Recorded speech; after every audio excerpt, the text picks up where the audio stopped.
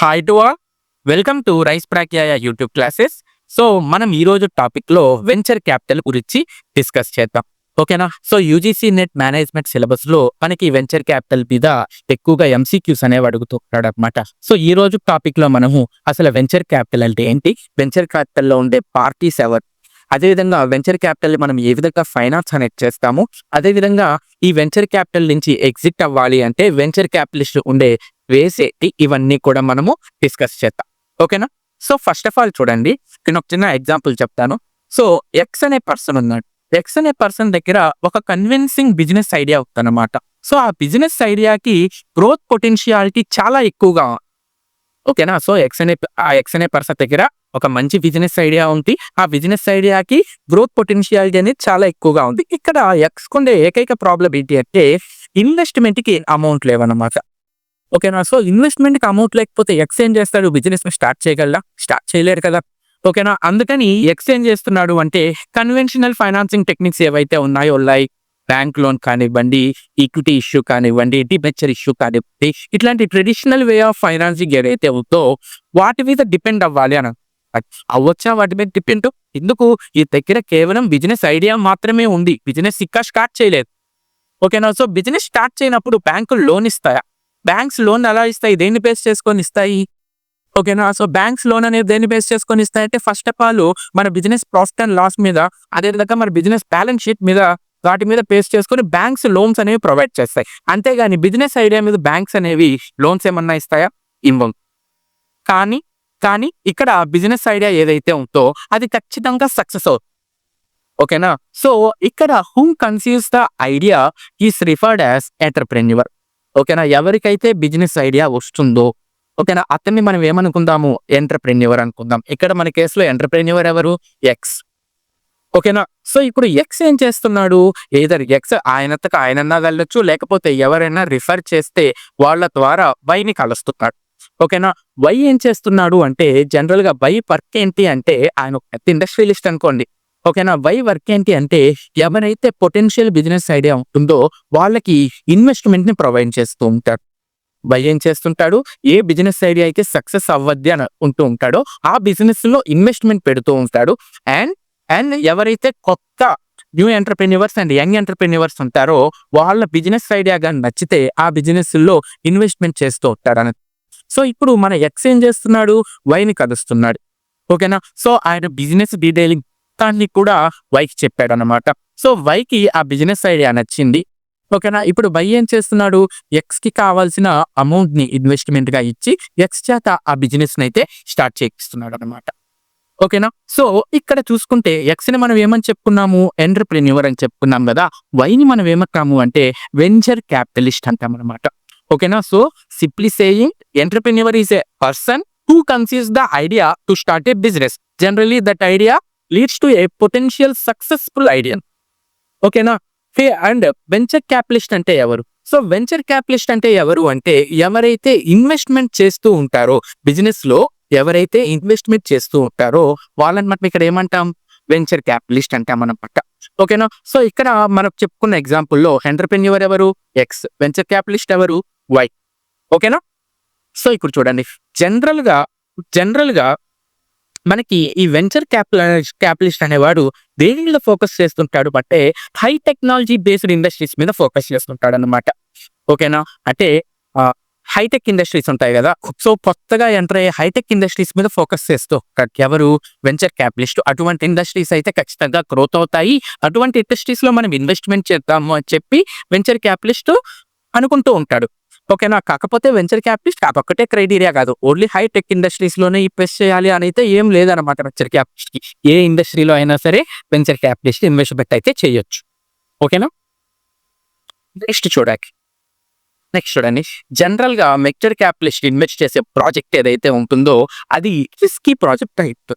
ఓకేనా? మీకు తెలుసు కదా, రిస్కీ ప్రాజెక్ట్ ఎక్కువగా ఉంటే దాని వల్ల వచ్చే రిటర్న్స్ కూడా ఎక్కువగా ఉంటాయి. ఓకేనా? If there is high risk you can earn high returns. ఓకేనా? అదే విధంగా చెప్పుకోవాలి అంటే venture capitalist is the intermediate between long-term equity finance, where the venture capitalist earns his return primarily in the form of capital gains. ఓకేనా. So venture capitalist ఏం చేస్తాడు అంటే ఈ లాంగ్ టర్మ్ ఈక్విటీ ఫైనాన్స్ లో ఇన్వెస్ట్ చేసేస్తాడు. ఓకేనా. So entrepreneur business idea చెప్పాడు. నేను ఈ విధంగా ఒక ఎంటర్‌ప్రైజ్ స్టార్ట్ చేయాలనుకుంటున్నాను అని చెప్తాడు. సో ఇక్కడ వెంచర్ క్యాపిటలిస్ట్ ఏం చేస్తాడు, ఆ బిజినెస్ ఎంటర్‌ప్రైజ్ ఏదైతే ఉందో అక్కడ ఆయన క్యాపిటల్‌ని ఇన్వెస్ట్ చేసేస్తాడనమాట. ఓకేనా. సో ఇన్వెస్ట్ చేసేస్తాడు. ఆయన రిటర్న్స్ ఏం ఎక్స్‌పెక్ట్ చేస్తాడు? ఇంట్రెస్టా? కాదు. డివిడెండా? కాదు. మరేం ఎక్స్‌పెక్ట్ చేస్తాడు? క్యాపిటల్ గెయిన్స్ ఎక్స్‌పెక్ట్ చేస్తాడు. సో నేను 1,00,000 ఇన్వెస్ట్ చేశాను. నా క్యాపిటల్ ఎంత పెరుగుతుంది? 10,00,000 20,00,000 50,00,000 అది ఇమ్మీడియేట్‌గా పెరగదు కదా. మీరేదన్నా ఒక బిజినెస్ స్టార్ట్ చేశారు. అది ఇమ్మీడియేట్‌గా సక్సెస్ అయిపోతుందా? అయ్యే అవకాశం లేదు. టైం పడుతుంది.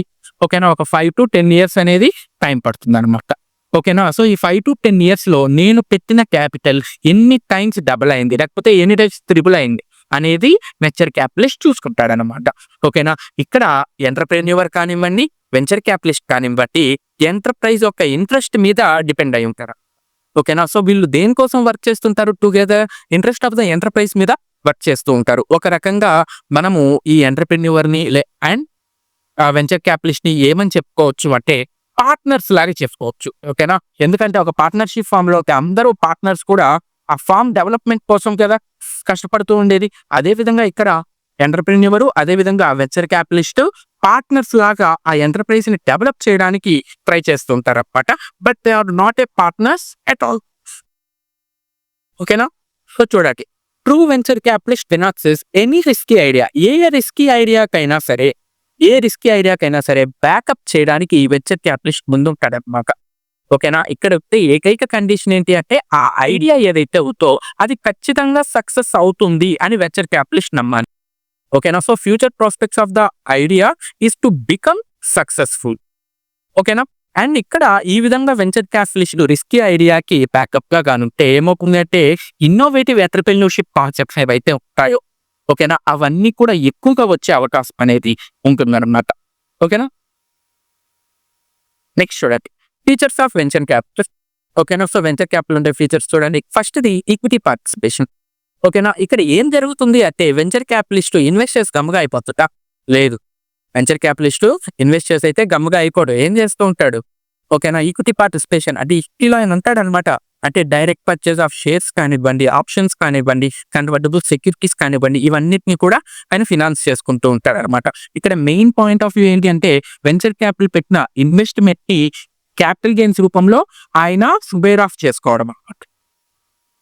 నెక్స్ట్ చూడండి, it is a long term investment. ఓకేనా. సో వెంచర్ క్యాపిటల్ లో మీరు ఇన్వెస్ట్ చేసిన వెంటనే మీకు రిటర్న్స్ వచ్చేస్తాయా? రావు కదా. So it is a long term investment. ఓకేనా. సో మీకు రిటర్న్స్ రావాలంటే అట్లీస్ట్ 5-10 ఇయర్స్ అనేవి పడుతుందన్నమాట. ఓకేనా. అండ్ ఇక్కడ ఎంటర్‌ప్రెన్యూర్ ఎవరైతే ఉన్నారో ఆయన రీపేమెంట్ చేస్తాడా? జనరల్ గా చేయడు. ఆన్ డిమాండ్ అయితే రీపేమెంట్ చేయడు. ఓకేనా. సో ఇక్కడ చూడండి, వై ఎక్స్‌కి డబ్బులు ఇచ్చాడు. ఒక 1 crore ఇచ్చాడు బిజినెస్ స్టార్ట్ చేసుకొని చేయండి అని చెప్పి. ఓకేనా. ఒక 2 ఇయర్స్ తర్వాత వై ఎక్స్‌ని డబ్బులు అడిగితే ఎక్స్ ఇచ్చేస్తాడా? ఇవ్వడు. ఎందుకు? బిజినెస్ సక్సెస్ అవ్వడానికి టైం పడుతుంది కదా. 5-10 ఇయర్స్ టైం పడుతుంది కదా. ఇక్కడ మనం 5-10 ఇయర్స్ అనేది మినిమం క్రైటీరియా. అంతకన్నా ఎక్కువ సమయమే పట్టుకోవచ్చు బిజినెస్ అనేది సక్సెస్ అవ్వడానికి. ఓకేనా. నెక్స్ట్ చూడ, participation in management. Venture capitalist డబ్బులు ఇచ్చైతే గమ్ముగా అయిపోడు. ఆయన ఏం చేస్తాడు? మేనేజీరియల్ డెసిషన్ మేకింగ్ లో ఖచ్చితంగా ఉంటాడనమాట. ఓకేనా. ఇక్కడ వెంచర్ క్యాపిటలిస్ట్ ఎవరైతే ఉన్నారో ఆయన డబ్బులు ఇవ్వడం వరకే ఆయన పాత్రని మనం పరిమితం చేయకూడదు. ఓకేనా. ఆయన మనం మార్కెటింగ్ అష్యూరెన్స్ కోసం, టెక్నాలజీ అడ్వాన్స్మెంట్ కోసం, ప్లానింగ్ కోసం, మేనేజీరియల్ స్కిల్స్ కోసం కూడా మనము ఆయన సజెషన్స్ అనేవి తీసుకుంటూ ఉంటాం అన్నమాట. నెక్స్ట్, ఈ వెంచర్ క్యాపిటలిస్ట్ కి both banker, stock marketer, investor and entrepreneur ఈ 4 క్వాలిటీస్ ఉంటాయన్నమాట. ఓకేనా. అంటే ఆయన బ్యాంకర్ లాగా ఆలోచిస్తాడు, అదేవిధంగా స్టాక్ మార్కెటర్ లాగా ఆలోచిస్తాడు, అదేవిధంగా ఇన్వెస్టర్ లాగా ఆలోచిస్తాడు, అండ్ ఫైనల్ గా ఎంటర్‌ప్రెన్యూర్ లాగా కూడా ఆలోచిస్తాడు. ఓకేనా. బ్యాంకర్ లాగా ఎలా ఆలోచిస్తాడు? నేను ఈ పర్సన్ కి డబ్బులు ఇచ్చాను. వై ఏం ఆలోచిస్తాడు? నేను ఎక్స్ కి డబ్బులు ఇచ్చాను, నాకు మినిమం ఇంట్రెస్ట్ అన్నా వస్తుందా రాదా, లేకపోతే ఇది ఎన్పిఓ అవుతుందా? అదేవిధంగా స్టాక్ మార్కెట్, నేను ఇక్కడ ఇన్వెస్ట్ చేస్తున్నాను. అదేవిధంగా ఎంటర్‌ప్రెన్యూర్, నేను ఈ బిజినెస్ లో ఇన్వెస్ట్ చేస్తున్నాను కదా, ఈ బిజినెస్ ని సక్సెస్ చేయాలంటే నేను ఏం చేయాలి? ఓకేనా. ఇవన్నీ కూడా ఆలోచిస్తూ ఉంటాడు అన్నమాట. జనరల్ గా మన ఇండియాకి వచ్చేటప్పటికి వెంచర్ క్యాప్ ఫండ్స్ ని సెబీ అనేది గవర్న్ చేస్తుంది అన్నమాట. ఈ వెంచర్ క్యాపిటల్ ఫండ్ ఏ విధంగా ఉంటుందంటే, ఒక కంపెనీ గాని, ట్రస్ట్ గాని ఈ వెంచర్ క్యాపిటల్ ఫండ్స్‌తో రైజ్ చేయాలి. ఏ విధంగా రైజ్ చేస్తాయి? ఏ విధంగా రైజ్ చేస్తాయంటే త్రూ లోన్స్ కానివ్వండి, డొనేషన్స్ కానివ్వండి, లేకపోతే ఏవన్నా సెక్యూరిటీస్ ఇష్యూ చేసి కానివ్వండి, ఆ వెంచర్ క్యాపిటల్ ఫండ్స్ అనేవి రైజ్ చేస్తుంటాయన్నమాట కంపెనీ. ఫర్ ఎగ్జాంపుల్ ఆయనంతట ఆయన ఇన్వెస్ట్ చేయడానికి లేదు ఎక్స్ దగ్గర.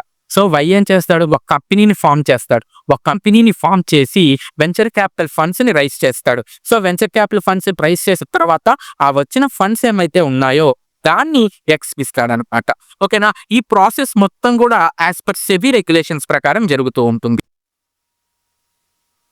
నెక్స్ట్ చూడండి, stages in venture financing. So various stages in venture financing. General గా వెంచర్ ఫైనాన్సింగ్ అనేది డ్యూరింగ్ ద ఎర్లీ స్టేజెస్ లో చేస్తారు. ఓకేనా? లేదనుకుంటే mid level stages, expansion stages లో కూడా చేయొచ్చు. ఓకేనా? ఈ వెంచర్ ఫైనాన్సింగ్ అనేది ఎర్లీ స్టేజెస్ లో ఏ విధంగా చేయొచ్చు చూడండి. ఓకేనా? సో ఎర్లీ స్టేజెస్ లో ఏ విధంగా చేస్తారు వెంచర్ ఫైనాన్సింగ్ అనేది అంటే, ఫస్ట్ సీడ్ ఫైనాన్సింగ్ చేస్తారు. నెక్స్ట్ R&D ఫైనాన్సింగ్ చేస్తారు. ఓకేనా? అంటే ఏదైనా ప్రోడక్ట్ డెవలప్మెంట్ కోసం రీసెర్చ్ అండ్ డెవలప్మెంట్ యాక్టివిటీస్ ఉంటాయి కదా, సో ఆ యాక్టివిటీకి ఫైనాన్స్ చేయొచ్చు. లేకపోతే స్టార్ట్అప్ క్యాపిటల్ ని ప్రొవైడ్ చేయొచ్చు. ఓకేనా? లేకపోతే first stage of production and marketing scale కోసం ఫైనాన్సింగ్ అనేది ఇవ్వచ్చు అనమాట. ఓకేనా? ఇది early stages of venture financing. ఓకేనా?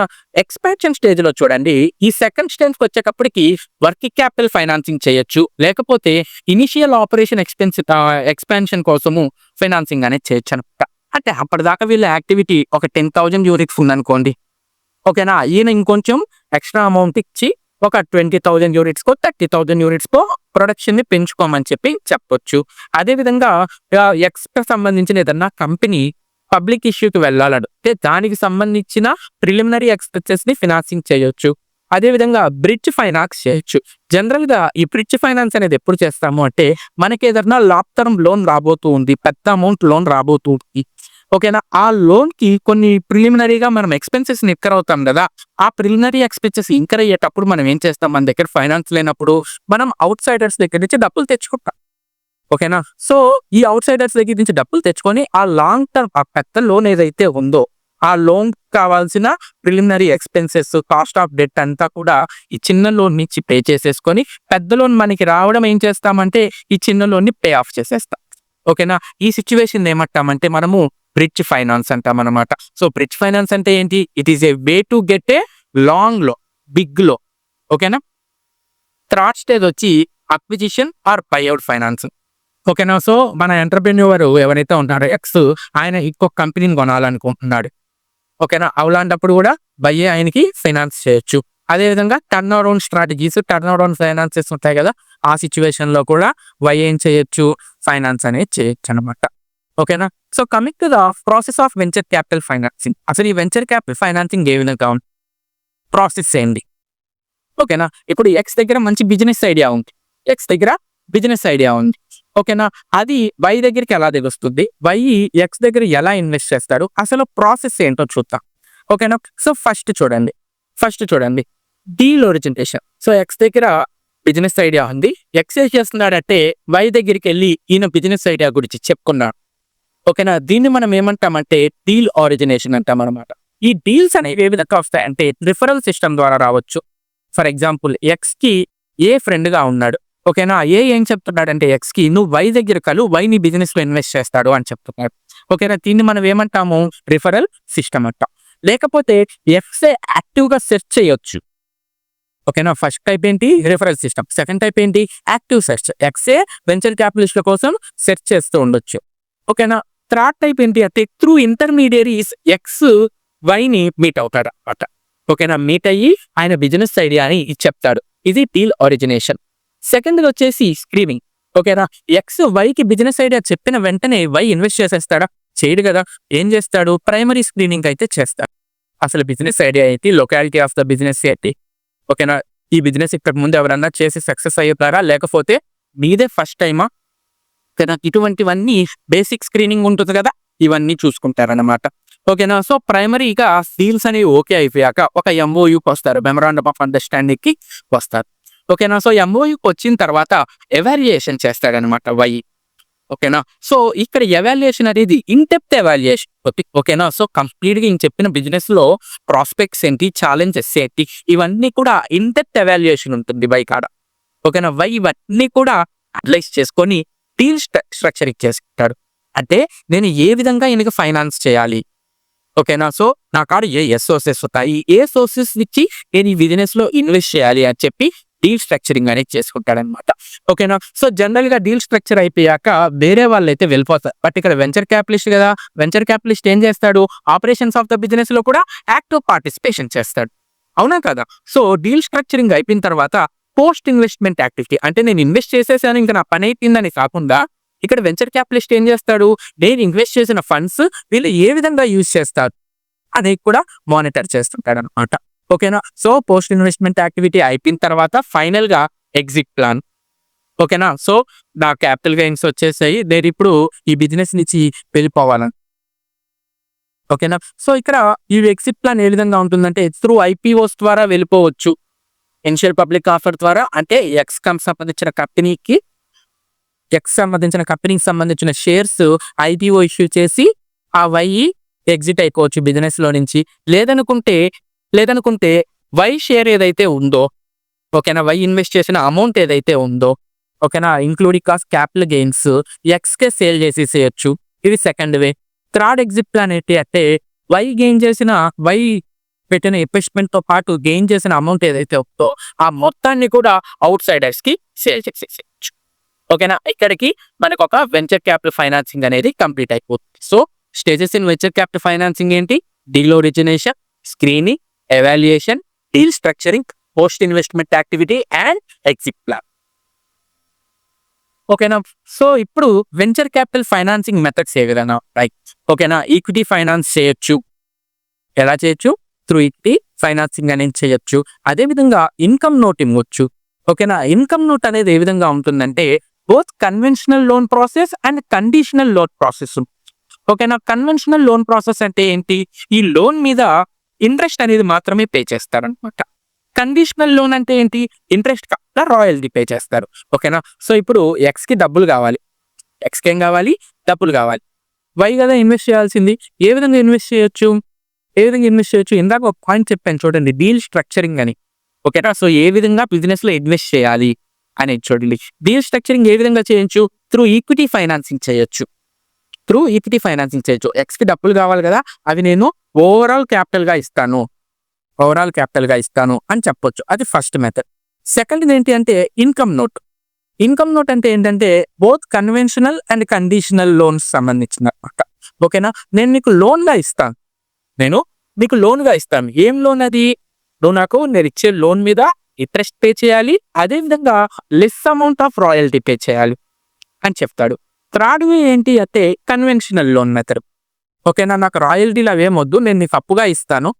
ఓకేనా? నీ బిజినెస్ సక్సెస్ అయిన తర్వాత నాకు నా రీపేమెంట్ తో పాటు రేట్ ఆఫ్ ఇంట్రెస్ట్ కూడా అని చెప్తాడు. ఓకేనా? ఫోర్త్ ఏంటి అంటే పార్టిసిపేటింగ్ డిబెంచర్స్ అనమాట. పార్టిసిపేటింగ్ డిబెంచర్స్ అంటే ఏంటి? మేనేజరియల్ డెసిషన్స్ లో పార్టిసిపేట్ చేయొచ్చు. ఈ పార్టిసిపేటింగ్ డిబెంచర్స్ అనేవి మనకి వీటి మీద ఇంట్రెస్ట్ అనేది 3 స్టేజెస్ లో మనం డివైడ్ చేసుకోవచ్చు. సో, స్టార్ట్అప్ స్టేజ్ లో, ఓకేనా, so during the early stages లో ఈ పార్టిసిపేటింగ్ డిబెంచర్స్ మీద ఎటువంటి వడ్డీని మన వై అనేది ఎక్స్పెక్ట్ చేయడం అనమాట. ఓకేనా? ఎందుకు? బిజినెస్ స్టార్ట్ అయ్యేటప్పుడే కదా నేను నీకు డిబెంచర్స్ ఇచ్చాను. సో, నువ్వు వెంటనే నాకేం వడ్డీ పే చేయాల్సిన అవసరం లేదు. ఓకేనా? సెకండ్ స్టేజ్ అంటే కొంచెం గ్రో అవుతున్నప్పుడు లో రేట్ ఆఫ్ ఇంట్రెస్ట్ పే చేయి. ఓకేనా? థర్డ్ స్టేజ్కి వచ్చినప్పుడు నాకు హై రేట్ ఆఫ్ ఇంట్రెస్ట్ ని పే చేయి అని చెప్పి వై కి చెప్తాడనమాట. ఓకేనా? సో, మనకి వెంచర్ క్యాపిటల్ ఫైనాన్సింగ్ మెథడ్స్ ఎదుగుతాయంటే 4 వేస్ లో మనకి ఫినాన్సింగ్ అనేది చేయొచ్చు. ఏవేంటి? ఈక్విటీ ఫైనాన్సింగ్, కన్వెన్షనల్ లోను, ఇన్కమ్ నోటు, అదేవిధంగా పార్టిసిపేటింగ్ డిబెంచర్స్. ఈ 4 వేస్ లో మనకి వెంచర్ క్యాపిటలిస్ట్ ఫినాన్సింగ్ అనేది చేస్తాడనమాట. ఓకేనా? సో, ఇది ఆల్ అబౌట్ వెంచర్ క్యాపిటల్. ఓకేనా? అర్థమైందా? మీకు క్లాస్ అర్థమైంది కదా? సో, వెంటనే మన ఛానల్ని సబ్స్క్రైబ్ చేసి మీకు తెలిసిన వాళ్ళకి షేర్ చేయండి.